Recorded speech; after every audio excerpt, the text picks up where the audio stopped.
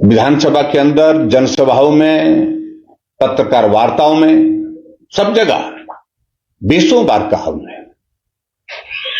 लेकिन उसके बावजूद अभी मालूम नहीं कि पार्टी में ऊपर से इस बात का संज्ञान लिया, ये रोना बंद करिए। रो रो करके सरकार नहीं चलाई जा सकती है, और इसलिए उनको कहा कि आप इस बात का जिक्र ही मत करिए कि प्रदेश की आर्थिक स्थिति ठीक नहीं है। और फिर अचानक शुरू कर दिया है आजकल मुख्यमंत्री जी ने बोलना कि हिमाचल प्रदेश में कोई आर्थिक संकट नहीं है, और हिमाचल प्रदेश में आने वाले समय में 2027 तक हिमाचल अपने पांव पर आर्थिक रूप से खड़ा होगा, और 2032 में हिमाचल पूरे देश का सबसे समृद्ध राज्य होगा। ऐसे भविष्यवाणी कर रहे हैं जैसे कि कोई पंडित जो है, जो बहुत प्रकांड विद्वान, जो जानकारी रखता हो, उस तरह से जानकारी दे रहे हैं। लेकिन प्रश्न पैदा होता है कि अगर आर्थिक संकट हिमाचल प्रदेश में नहीं है, तो ये कर्मचारियों की सैलरी की आपको हर महीने घोषणा क्यों करनी पड़ रही है? इस महीने 5 तारीख को मिलेगी, और सैलरी के बाद फिर जो पेंशन जो है वो 10 तारीख को मिलेगी, और फिर उसके बाद फिर कह रहे हैं कि अब 28 तारीख को मिलेगी। इसका मतलब है कि आपका फाइनेंशियल मैनेजमेंट जो है पूरी तरह से कोलैप्स हो गया है, सिस्टम में कोई चीज रही नहीं है। ये तो एक जगह है।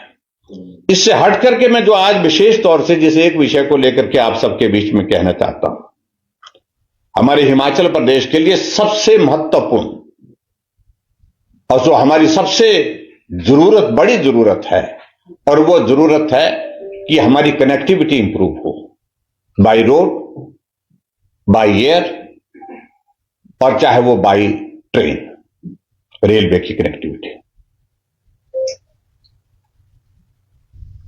रेलवे कनेक्टिविटी के संदर्भ में मैं आपके ध्यान में लाना चाहता हूं, रेलवे बोर्ड के जो चेयरमैन हैं, उन्होंने चीफ सेक्रेटरी को पत्र लिखा है,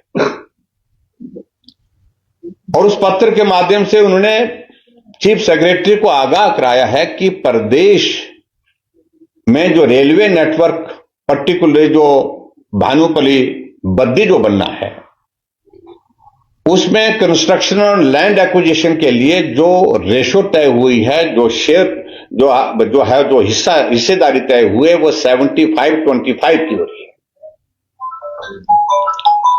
और 75-25 की अगर वो जो है वो जो शेयरिंग है स्टेट और सेंटर की है, 75 सेंटर और 25 स्टेट। प्रदेश इस स्थिति में है कि 25% जो हिमाचल प्रदेश की ओर से जो पैसा देना है, वो पैसा भी नहीं दे रही है। रेलवे के 2 प्रोजेक्ट जो हिमाचल के अंदर जो है, जो पर्टिकुलर में जिसका मैं जिक्र करना चाहता हूं, जिसमें एक भानुपल्ली बद्दी है, और भानुपल्ली बद्दी जो है वो उसमें 75-25 के हिसाब से है। और उसके बाद दूसरा जो हमारा जो चंडीगढ़ से हमारा बद्दी का है, सॉरी, हाँ, बैरी है ये। और दूसरा जो चंडीगढ़ से जो हमारा बद्दी है, चंडीगढ़ से बद्दी पर्टिकुलरली, वो कॉस्ट शेयरिंग जो है उसमें 50-50 है, 50% है। 28 किलोमीटर का है, जिसमें हिमाचल में थोड़ा पोर्शन जाता है, मेजर पोर्शन उसमें हरियाणा में आता है।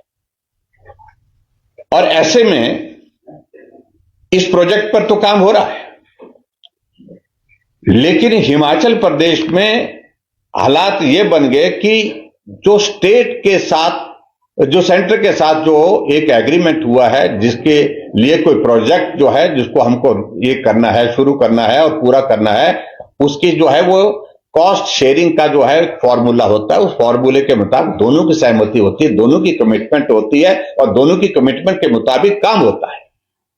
केंद्र पैसा दे रहा है, लेकिन हिमाचल प्रदेश अपना 25% देने के लिए डिले कर रहा है। और ये एक सिचुएशन नहीं है, यही स्थिति प्रधानमंत्री ग्राम सड़क योजना में है, यही स्थिति मनरेगा में है, यही स्थिति हमारे सेंट्रल स्पॉन्सर्ड जितने भी प्रोजेक्ट्स केंद्र सरकार की स्कीम्स हैं उसमें है। अभी हिमाचल प्रदेश के लिए 93,000 मकान मिले, 93,000 मकान, जो पॉपुलेशन प्रपोर्शन में पूरे देश में सबसे ज्यादा अगर मिले हैं तो हिमाचल प्रदेश को मिले हैं।